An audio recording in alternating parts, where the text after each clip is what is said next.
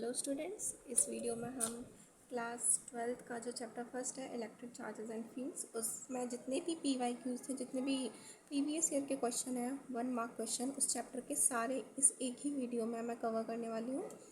और अगर आपने मेरे चैनल को अभी तक सब्सक्राइब नहीं किया है तो प्लीज़ पहले सब्सक्राइब कर लीजिए। तो चलिए स्टार्ट करते हैं। तो इसमें टोटल 21 क्वेश्चन होने वाले हैं। एक टोटल क्वेश्चन 21 है, जितने भी इस चैप्टर से पिछले सारे एग्ज़ाम्स में आए हुए हैं। तो पहला क्वेश्चन है, draw the pattern of electric field lines when the point charge -q is kept near an uncharged conducting plate. तो सबसे पहले हमें अनचार्ज्ड कंडक्टिंग प्लेट बनानी पड़ेगी। तो मैंने ये प्लेट बना ली, ठीक है, ये हो गई मेरी प्लेट। अब ये अनचार्ज्ड है। अनचार्ज्ड हम कैसे कह सकते हैं इसको? अनचार्ज्ड ये कब हो सकती है? जब इसमें equal number of positive and negative charge हो।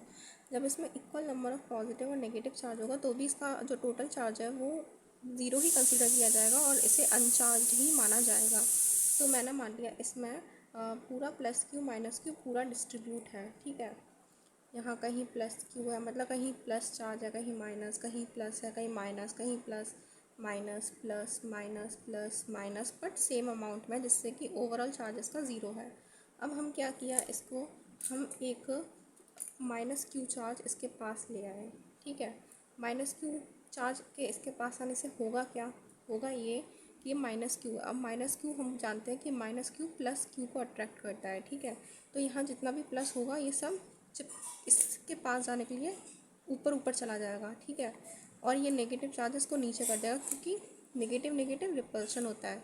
तो ये इससे दूर भागेगा तो नेगेटिव चार्ज नीचे चला जाएगा और प्लस वाला इसके पास जाने के लिए ऊपर चला जाएगा प्लेट के। तो अब ये प्लेट कैसी दिखाई देगी? इस तरीके का दिखाई देगा। अब लेकिन हमको क्या है, पैटर्न ड्रॉ करना है इलेक्ट्रिक फील्ड लाइंस का। तो पैटर्न कैसा होता है? इलेक्ट्रिक फील्ड की डायरेक्शन क्या होती है? प्लस से माइनस की तरफ, ठीक है। तो प्लस से माइनस की तरफ मतलब ये प्लस से माइनस की तरफ जाएगा, इस तरीके से, ठीक है।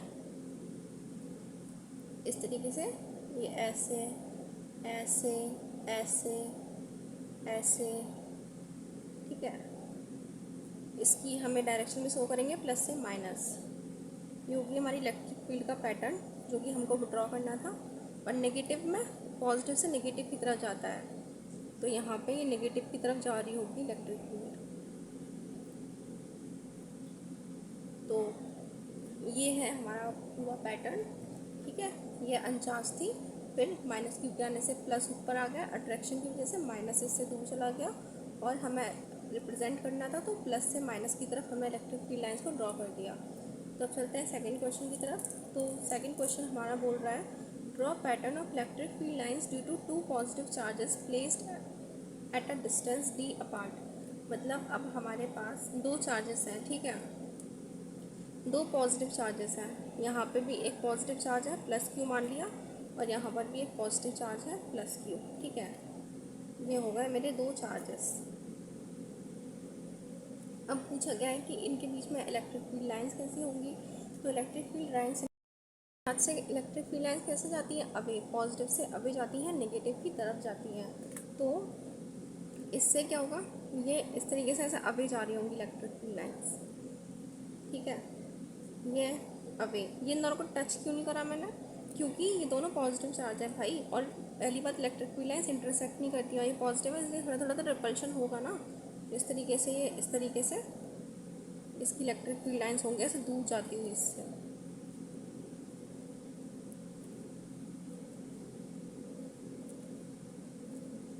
ये इससे दूर जाती हुई मैंने इलेक्ट्रिक फील्ड लाइंस ड्रॉ कर दी। मैं गंदा सा बना रही हूँ, बट समझ में तो आ ही रहा होगा। तो ये बन गई हमारी इलेक्ट्रिक फील्ड लाइंस पॉजिटिव और पॉजिटिव चार्ज के बीच की, ठीक है।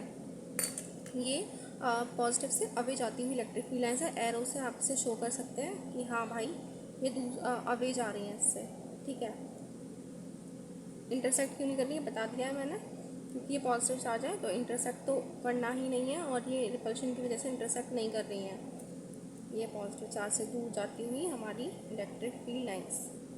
तो ये हमारा पूरा पैटर्न ड्रॉ हो गया +q चार्ज का। ये d डिस्टेंस अपार्ट थे तो यहाँ पर d डिस्टेंस रिप्रेजेंट कर दिया, इस तरीके से बनाना है, ठीक है। तो अब चलते हैं क्वेश्चन नंबर 3 की तरफ। हमारा क्वेश्चन नंबर थर्ड क्या बोल रहा है कि draw the pattern of electric field lines due to an electric dipole. अब इलेक्ट्रिक डायपोल क्या होता है? इलेक्ट्रिक डायपोल में हमारे दो चार्जेस होते हैं जो कि इक्वल होते हैं मैग्नीट्यूड में और अपोजिट होते हैं साइन में, ठीक है। तो दैट मीन्स हमारा एक चार्ज होगा प्लस क्यू और दूसरा चार्ज होगा हमारा माइनस क्यू, ठीक है। इस तरीके के होते हैं। अब हमें इसमें इलेक्ट्रिक फील्ड लाइन को ड्रॉ करना है, तो हमें पता है इलेक्ट्रिक फील्ड लाइंस कैसे जाती है, उनकी डायरेक्शन क्या होती है, पॉजिटिव टू नेगेटिव। सबसे पहले इलेक्ट्रिक फील्ड लाइन तो मैं इस तरीके से बना दूंगी कि हाँ पॉजिटिव से नेगेटिव जा रही है। फिर और बनानी हो तो, क्योंकि एक तो इलेक्ट्रिक फील्ड लाइन होती नहीं है, इस तरीके से बनेगी ये, ठीक है। इसमें जाती जाएगी ये positive to negative, positive to negative, positive to negative, ऐसे ही करके ये हमारी बनती जाएगी, ठीक है।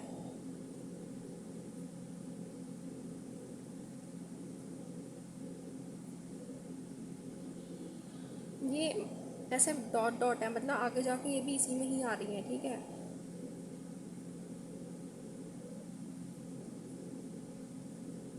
ये बन गई हमारी पॉजिटिव, मतलब एक डायपोल की इलेक्ट्रिक फील्ड लाइंस पॉजिटिव से नेगेटिव आती हुई, ठीक है। ये भी ऐसे जा रही है और नेगेटिव की तरफ आ रही है। ये यहाँ से गई, ये यहाँ से आ गई, ये यहाँ से गई, ये यहाँ से आ गई, इसी तरीके से हमारा हो रहा है, ठीक है। ये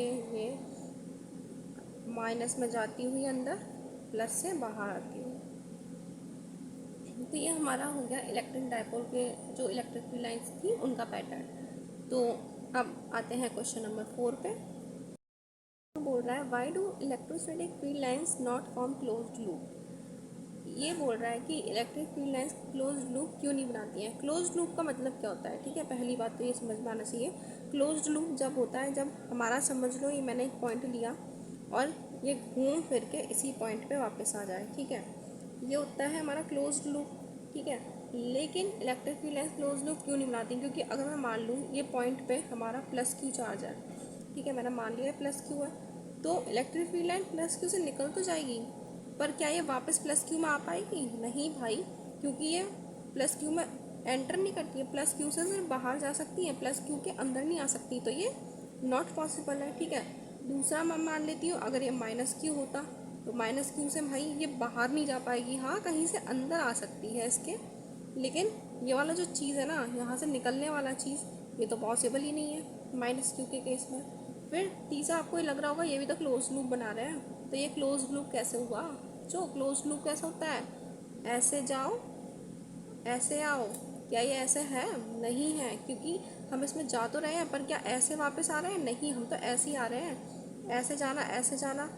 ये कोई क्लोज लूप थोड़ी ना होता है, ये तो दो पॉइंट के बीच का वो हो गया, यहाँ से इस पॉइंट पे पहुँच गए, यहाँ से इस पॉइंट पे पहुँच गए, तो ओवरऑल तो हम इसी पॉइंट पे पहुँच रहे हैं ना, सेम पॉइंट पे थोड़ी ना वापस आ रहे हैं। क्लोज लूप तब बनता है जब हम ऐसे जाएँ और ऐसे वापस आएँ, इसमें हम ऐसे वापस नहीं आ रहे हैं, ऐसे ऐसे जाके दूसरे पॉइंट पे मिल रहे हैं, तो ये क्लोज्ड लूप तो है, ये क्लोज्ड लूप नहीं माना जाएगा, क्योंकि क्लोज्ड लूप का इनिशियल और फाइनल पॉइंट सेम होता है, तो इसलिए हमारी electrostatic field lines closed loop नहीं बना सकती हैं। एक ही केस में बन सकता है, या तो ये प्लस क्यू माइनस क्यू दोनों चिपके चिपके हो तो क्या होगा, प्लस से निकलेगी और ऐसे करके माइनस में आ जाएगी, पर क्या ये पॉसिबल है? क्या प्लस और माइनस इतना पास पास रह सकते हैं? नहीं, it is also not possible, वो दोनों इतना पास पास तो रह ही नहीं सकते, मतलब ये जो भी केस थे हमारे क्लोज लूप के ये पॉसिबल ही नहीं है, ठीक है। तो ये हो गया इसका आंसर कि वो क्लोज लूप क्यों नहीं बनाते हैं। एक पॉसिबिलिटी थी कि अगर हमारा प्लस क्यू और माइनस क्यू एक साथ आ जाए, बट ये पॉसिबल नहीं हो सकता बिकॉज ऑफ ये पॉसिबल नहीं, क्योंकि प्लस क्यू माइनस क्यू एक साथ नहीं आ सकते हैं। क्वेश्चन नंबर 5 की तरफ। क्वेश्चन नंबर 5 क्या बोल रहा है, two equal balls having equal positive charge, मतलब दो बॉल हैं उनको, मतलब ऐसे हमारे पास दो बॉल्स हैं, ठीक है। ये मैंने मान लिया, ये है मेरी दो बॉल, इन पे इक्वल चार्ज है, ठीक है। दोनों बॉल इक्वल साइज़ की है, इक्वल चार्ज है, और ये लटकी हुई है एक इक्वल लेंथ स्ट्रिंग से, एक धागा है इससे ये लटकी हुई है, ये इंसुलेटिंग है, मतलब इसका चार्ज इसमें ट्रांसफ़र नहीं होगा। इंसुलेटिंग का मतलब है इसमें जो भी चार्ज है, हमारा जो क्यू चार्ज है वो इस स्ट्रिंग में ट्रांसफ़र नहीं हो रहा है। What would be the effect on the force when a plastic sheet is inserted between the two. क्या हो अगर हम इसके बीच में एक प्लास्टिक की शीट को इंसर्ट कर दें। हमने यहाँ एक प्लास्टिक की शीट को इंसर्ट कर दिया, तो क्या इफ़ेक्ट पड़ेगा इसकी फोर्स पर। तो पहली बात हमारी फोर्स, ठीक है, इस एक क्यू चार्ज है, ठीक है, और दूसरा भी हमारे पास क्यू चार्ज है ना। इनके बीच की जो फोर्स होती है वो हमारी कितनी होती है, 1/4πε0 Q1, ये Q1 मान लेती हूँ, Q2 बाई R², ठीक है, ये आ गया हमारा R, यही तो होती है। अब हमने क्या किया, ये दोनों F से रखे होते तो फोर्स का वैल्यू ये होती है, लेकिन अब इनके बीच में एक शीट भी है, ठीक है, इन दोनों चार्जेस के बीच में अब एक शीट भी लगी हुई है इस तरीके से। तो इनकी फोर्स ऑफ अट्रैक्शन क्या होगी, थोड़ी सी कम हो जाएगी। क्यों? क्योंकि हमारी अच्छा खासा भाई फोर्स लग रहा था इन दोनों के ऊपर, चाहे रिपल्शन का हो या अट्रैक्शन का, इट डजेंट मैटर। बट अगर हमने शीट इंसर्ट कर दी है तो उस फोर्स का इफेक्ट हमारा कुछ टाइम्स कम हो जाता है। अब बात आती है कितना कम हो जाता है, तो ये जो मटेरियल होता है इसका कुछ डाइलेक्ट्रिक कांस्टेंट हमको गिवन होता है, ठीक है, इसका कुछ डाइलेक्ट्रिक कांस्टेंट होता है, जैसे कि के, जैसे हम के से रिप्रेजेंट करते हैं, और ये जो डाइलेक्ट्रिक कांस्टेंट होता है ना, इतने टाइम्स फोर्स हमारी कम हो जाती है। मतलब अब इन दोनों के बीच में जो फोर्स लगेगी नई वाली, उससे मान लेती हूँ मैं एफ डैश, वो क्या होगी, पुरानी वाली फोर्स जो कि जब कुछ नहीं था तब थी, उससे के टाइम्स कम हो जाती है, ठीक है, ये के टाइम्स कम हो जाती है। तो ये होती है हमारी ये वाली फोर्स जो कि शीट में है, ठीक है। तो हमारा इफेक्ट है, इफेक्ट क्या पड़ा फोर्स पे, तो हम लिख सकते हैं कि force reduced by some quantities which is called dielectric constant, मतलब डाइलेक्ट्रिक कांस्टेंट जितनी फोर्स हमारी कम हो गई। हमको इफेक्ट लिखना था, effect on the force, effect में हम लिख सकते हैं फोर्स इज रिड्यूस्ड, फोर्स हमारी कम हो गई, फोर्स इज रिड्यूस्ड, ठीक है। अब हम चलते हैं क्वेश्चन नंबर 6 की तरफ। क्वेश्चन नंबर 6 है, why do the electric field lines never cross each other. Electric field lines कभी भी एक दूसरे को क्रॉस क्यों नहीं करती हैं। हमने इलेक्ट्रिक फील्ड लाइंस की प्रॉपर्टीज़ में ये पढ़ा हुआ है कि इलेक्ट्रिक फील्ड लाइंस जो होती है, जैसे अगर ऐसे इलेक्ट्रिक फील्ड लाइन है तो इसके अगर हम एक टेंजेंट ड्रॉ करते हैं तो वो हमारी इलेक्ट्रिक फील्ड की डायरेक्शन को शो करता है, ठीक है। टेंजेंट क्या होता है, इससे सट के एकदम हम जो लाइन ड्रॉ करते हैं वो हमारा टेंजेंट होता है। अब इसको जैसे कि ये हमारी समझ लो इलेक्ट्रिक फील्ड लाइन कुछ इस तरीके की है, ठीक है। अब हमें इस पॉइंट पे डायरेक्शन बतानी है तो हम ऐसे करके टेंजेंट ड्रॉ कर देंगे इसके बिल्कुल पैरेलल। यहाँ पे डायरेक्शन जाननी है तो ऐसे पैरेलल, ठीक है। इलेक्ट्रिक फील्ड, ये इलेक्ट्रिक फील्ड हमारी हर एक पॉइंट पे, किसी भी पॉइंट पे इलेक्ट्रिक फील्ड की डायरेक्शन को रिप्रेजेंट करती है कि हाँ इसकी डायरेक्शन यहाँ पे ऐसी है, इसकी डायरेक्शन यहाँ पर ऐसी है। अब इन केस अगर ये क्रॉस कर जाए, ठीक है, मान लिया चलो हमने क्रॉस करके देख लिया, अगर ये क्रॉस कर गई, हमारी इलेक्ट्रिक फील्ड थी, ये क्रॉस कर गई, तो देखो ये जो पॉइंट है इंटरसेक्शन वाला, अब इस पॉइंट पे एक डायरेक्शन तो इसके ऐसे हो जाएगी, एक डायरेक्शन ऐसे हो जाएगी, एक इसका टेंजेंट एक इसका टेंजेंट। क्या ये पॉसिबल है?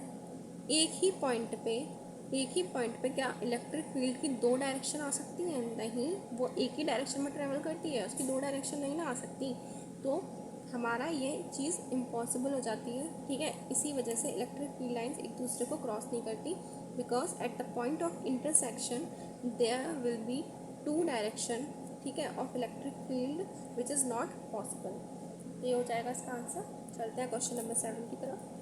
तो क्वेश्चन नंबर 7 बोलता है, why must electrostatic field at the surface of a charge conductor be perpendicular to every point on it. मतलब हमारी जो इलेक्ट्रिक फील्ड है, ठीक है, एक कोई भी चार्ज कंडक्टर है, ठीक है, मैं मान लेती हूँ ये मेरा कंडक्टर है, चार्ज है, मतलब इसके सरफेस में पूरा पॉजिटिव चार्ज होता है। हमारा जो भी कंडक्टर होता है ना, उसका चार्ज पूरा सरफेस पर ही डिस्ट्रीब्यूट होता है। तो अब ये बोल रहा है कि यहाँ पे इलेक्ट्रिक फील्ड की डायरेक्शन हमेशा परपेंडिकुलर क्यों होती है। ऐसे इलेक्ट्रिक फील्ड से निकलती हुई होगी पॉजिटिव, में निकलती हुई बाहर निकलती हुई होगी, तो ये हमेशा सरफेस के परपेंडिकुलर होगी। तो हम ये क्वेश्चन नंबर 7 अगले वीडियो में डिस्कस करेंगे। आज की वीडियो में बस 6 क्वेश्चन तक, कुछ साउंड की प्रॉब्लम की वजह से। तो मिलते हैं नेक्स्ट वीडियो में, तब तक के लिए बाय बाय।